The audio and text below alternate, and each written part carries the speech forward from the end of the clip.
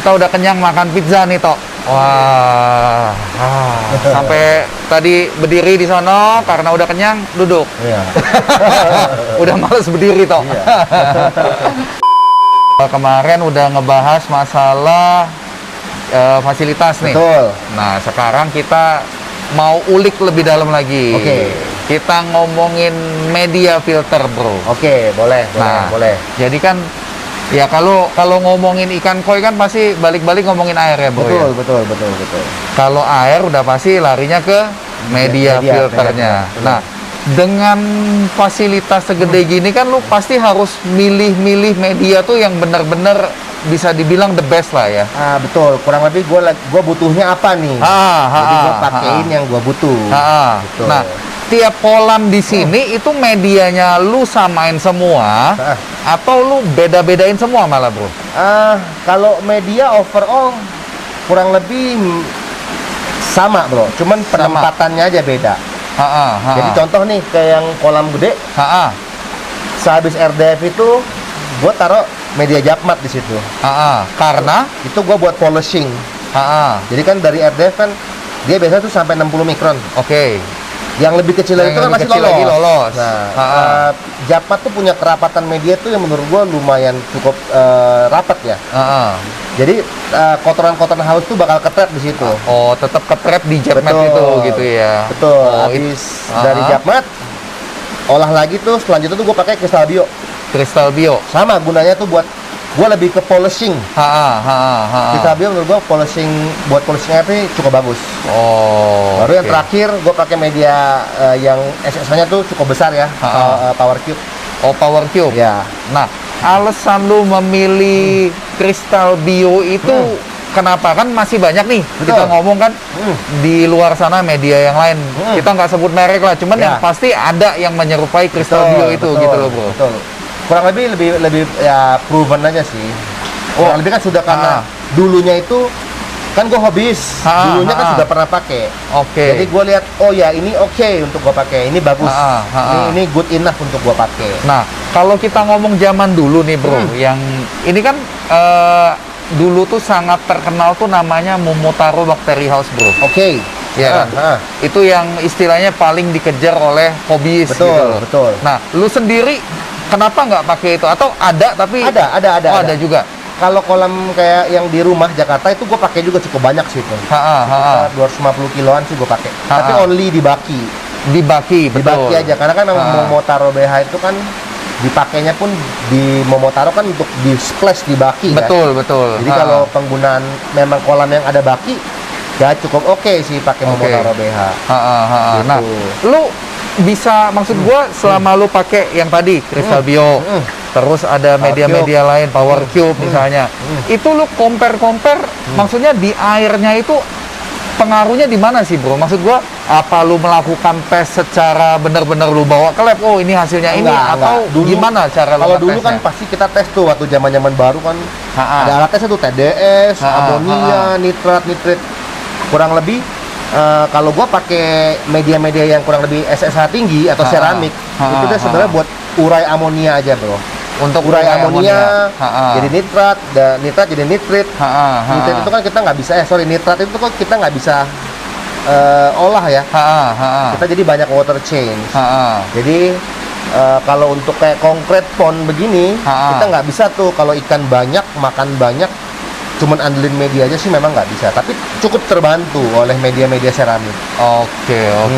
Nah, kalau misalnya dari media-media itu ya, yang benar-benar lu andalkan tuh yang mana, bro, sebenarnya? Sebelum pompa, gua sih untuk urai amonianya sih gua andalin Power Cube sih. Di Power Cube-nya itu ya. Oke. Dan satu Power Cube itu maksud gua perbandingannya gimana, bro? Misalnya ada orang penghobi nih punya kolam 10 ton. Oke. Dia harus Power Cube-nya tuh berapa banyak gitu loh, bro? Sebenarnya rekomendasi itu 1 box untuk 1 ton. Satu box media filter itu untuk 1 ton rekomendasinya. Rekomendasinya 1 ton. Tapi kan ada kolam customer tuh atau teman-teman yang 200 ton. bukan harus pakai 200 box baru kelihatan, enggak. Kalau kita ngomong amount-nya besar, contoh kayak kolam 40 ton, kita additional 10 dus itu juga udah beda hasilnya. Cuman apa yang kita mau dapat nih, kayak contoh, namanya penghobi kan maunya ikan rame tuh di kolam ya. Betul. Semakin rame, feeding kan semakin banyak, amonia semakin tinggi. Jadi kita adding ceramic media itu untuk drive agar air tuh tetap oke. Nah, terus kalau misalnya kita ngomong air nih, sebenarnya kalau ngomong air tuh kan bisa panjang dan lebar banget nih, bro. Cuman luas. Iya, in general aja nih, bro. Orang sering bilang kalau misalnya air gua berbuih itu jelek, bro. Terus orang bilang kalau airnya itu bening udah pasti bagus, bro.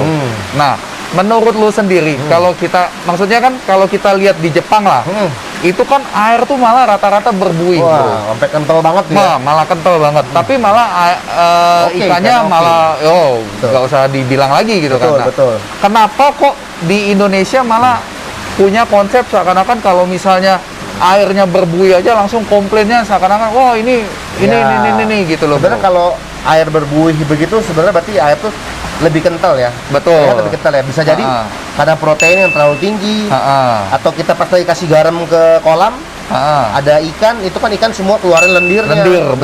Itu yang bikin kita ngomong busa tuh lebih banyak. Terus kalau yang ada ngomong air bening pasti bagus sih, enggak, bro. Belum tentu.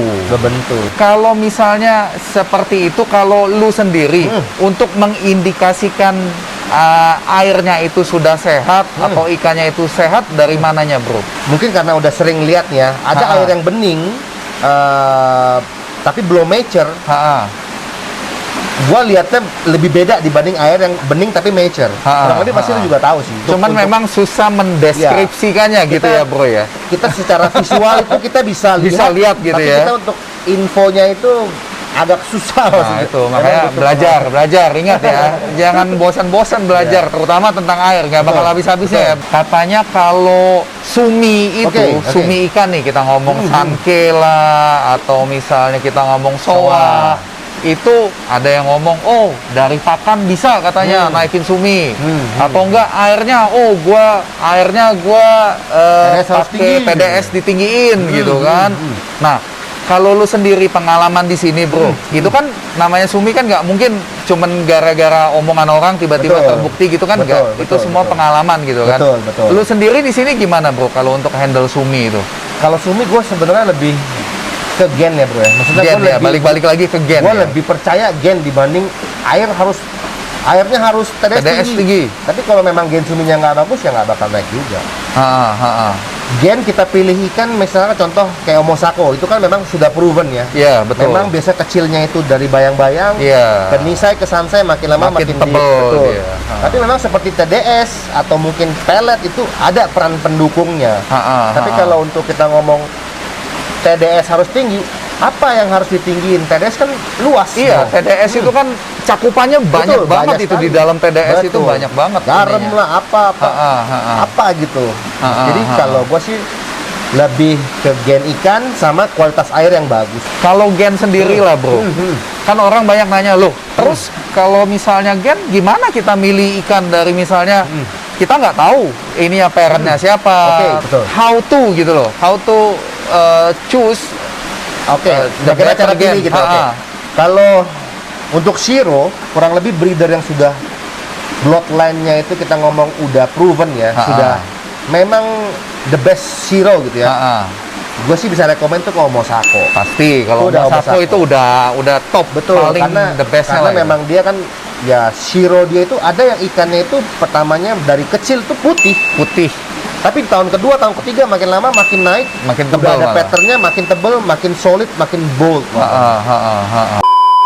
Berarti kalau untuk sumi yang paling utama dan menurut lu yang paling top itu Omosako gitu ya? Untuk Shiro iya. Untuk Shironya. Menurut gua Omosako. Nah, kalau untuk kita ngomong soa atau sanke? Kalau soa sebenarnya rata-rata breeder sih bagus, bro ya. Maksudnya suminya juga oke. Cuman kalau yang lebih untuk case Indonesia ya lebih banyak yang jadi tuh biasanya ISA bro. ISA, benar. Gua ISA, bro. sangat setuju karena banyak sih maksudnya hampir semua penghobi kalau udah ngomong ISA tuh setuju semua Ya, gitu loh ya. bahwa one day walaupun mungkin cepat atau lambat suminya itu akan Ya, betul. timbul Betul, gitu loh, betul. akan jadi tebel gitu kan ya, Bro ya. Kalau kita ngomongin fasilitas lu dengan segini gede, lu ngasih makan ikan ini setiap kolam lu patokin sama Oh beda. atau gimana lu ininya maintainnya, Bro? Kalau gua sering nih kesini nih. Jadi gua Ah. maintain lagi nih. Contoh kayak ikan kolam besar, Ha-ha. gua cuma kasih makan tuh 5 kali satu hari. 5 kali satu hari. Jam 6, 9, 12, 3, 6. Ha-ha. Jadi gua pertama lihat dulu nih, misalkan gua nongkrong nih dari jam 6 pagi nih. Ah. Gua tes misalkan lempar 4 on. Ha-ha. Lihat itu habis, maksudnya banyak, maksudnya masih sisa banyak atau langsung habis. Ha-ha. Misalkan langsung habis. Ha-ha. Di jam Lu 9 gua tambah 4,5. Ha-ha. Nanti lihat, oh makan masih bagus. Di Ah. jam 12 gua tambah jadi 5 on. Ha-ha. Nah, ntar dari jam 3 nih gua tambahin lagi. Ikan udah nggak terlalu mau apa? Banyak makan. Ha-ha. Gua balikin lagi ke 400 4 on. lagi. 4 on lagi. Ya, baru selanjutnya juga sama. Ha-ha. Jadi gue punya patokan nih, misalkan satu hari ini gua habis di 2 kilo. Ha-ha. Berarti gua satu kali kasih pakan tuh gua kasih 4 on. Ha-ha. Untuk bagi 5. Oke. Dan kombinasi pakan yang lu pakai apa, Bro? Oh, Nah, beda-beda ini hati-hati nih. Pasti pada penasaran semua nih. Penasaran ya? Sama aja sih. Kasih tahu nggak? Mau kasih tahu nggak? Sharing boleh dong. Oh, boleh Nah, dong. kita Padahal gua ada nggak gitu. mau tadinya. Kalau untuk ikan gede sih gua Ah. lebih banyakin sih WG sama balance. Weight jam sama Weight jam sama balance. balance. Alasannya supaya mereka tahu kenapa. Gini, ikan besar itu Sebenarnya grow-nya kan sudah kurang lebih bisa dibilang udah optimal Betul, atau betul. maksimal lah gitu kan. sebenarnya gini, protein yang terlalu tinggi itu tidak semua protein juga diserap oleh ikan yang jumbo. Paling sekitar cuma 35%. Jadi kita kalau kasih protein 48%, ya 13% itu wasting. Iya. Bisa wasting atau bisa dia Malah tuh ngendep jadi di liver. Nah, jadi jadi kadang kan ada tuh ikan besar hobis tuh kasih pokoknya grow terus dari umur 1 sampai umur 5 tahun pokoknya grow terus. Nanti ada yang maksudnya internal tuh ada yang dropsy, ada yang sinking. Jadi itu kan kayak manusia lah, Bro. Kita tiap hari makan burger, triple cheeseburger gitu. Lu sebulan juga nggak apa-apa. Iya. Tapi kalau lu 2 tahun makan itu, Iya. nggak boleh cek kolesterol dan lain-lain. bisa-bisa kena cancer. Nah, bahaya. Jadi kalau ikan gede lu fokusnya lebih ke weight jam, Gua lebih maintainnya tuh lebih low protein. low protein Nah, ya. low protein itu Karena kan- penyerapan mereka pun udah memang Betul, berkurang banget betul. gitu ya. Kayak manusia lah.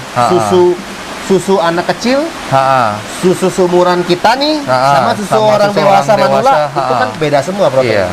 Iya, Jadi kita ikutin. Jadi berkebalikan kalau ikan kecil malah lu Proteinnya tinggi. akan push dengan Protein tinggi. Tapi protein diimbangi tinggi. dengan color juga. Color juga. Karena kan pas kita kasih protein tinggi, ikan kan growingnya fast.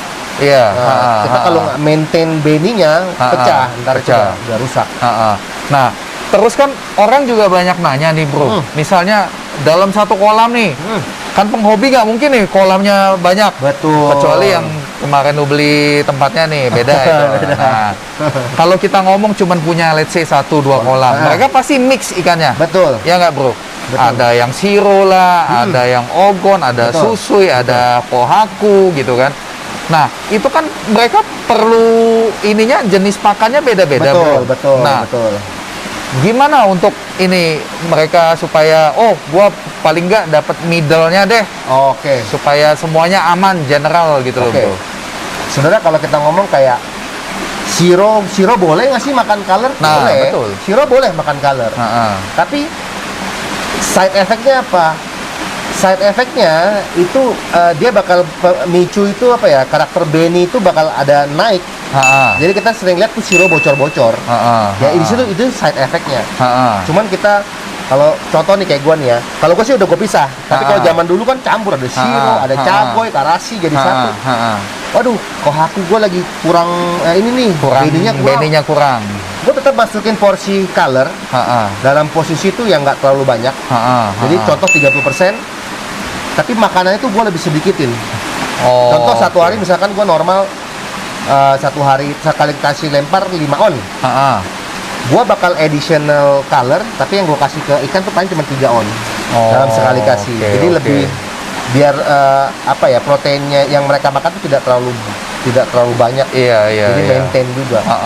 Jadi Gitu. benar-benar kalau penghobi itu pemilihan, bukan pemilihan lah ya, lebih ke arah apa ya, penyeimbangan Ya, makan tuh betul. sangat penting gitu ya, Betul. bro ya.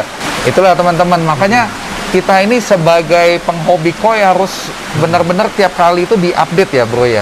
Kurang lebih kita bisa lihat lah, bisa lihat gitu. Maksudnya lagi butuh apa, itu yang kita kasih. Iya, iya, Bukannya iya. kayak ini Nggak jadwal makan udah monoton, ada nih. Gitu. nggak monoton. Misalnya, oh, gue pokoknya grow terus gitu, malah nggak bagus Betul, juga betul. buat ikan. Makanya hobi koi ini kayaknya yang paling seru ya, bro Iya, ya. paling seru.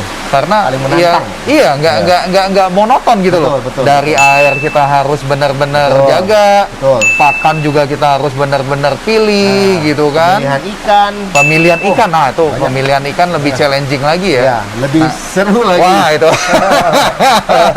Mungkin untuk yang pembahasan kali ini kita sudahin dulu ya, Ya, bro ya. oke, siap. Tadi udah makan pizza, sekarang kita Kenyang. mau makan cemilan yang lain. Oh, iya. Apa toh yang udah disiapin toh? Pisang goreng toh? Yoi dong. Ya udah. Buat teman-teman, thank you ya udah nonton channel kita kali ini.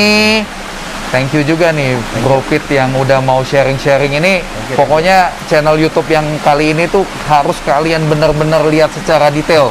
Karena nggak sering nih Bro Pit mau bagi-bagi ilmu buat kalian semua penghobi di rumah ya. Ya, Yoi. siap. Ya udah, kita makan dulu. Nanti kita sambung lagi di episode berikutnya Ya. di Kingdom Koi Koi. PLG. Tetap like, subscribe, dan share Kingdom Koi PLG. Yo, bye-bye. Bye.